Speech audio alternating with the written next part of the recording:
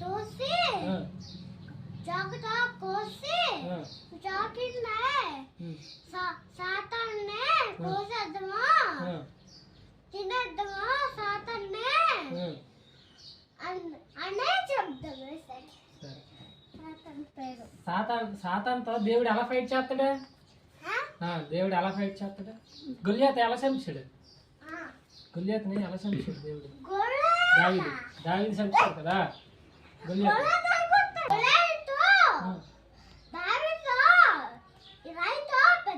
చిన్న రాయితోనే ఇలాగా తిప్పి తిప్పి ఎక్కడ తగిలింది రాయి? ఎక్కడ తలమేద ఇక్కడనే చిన్న రాయితోనే తిప్పి తిప్పి కొట్టాడు. అప్పుడేమన్నాడు? ఒక మీద తోస్తాడు. ఓడిపోయాడా?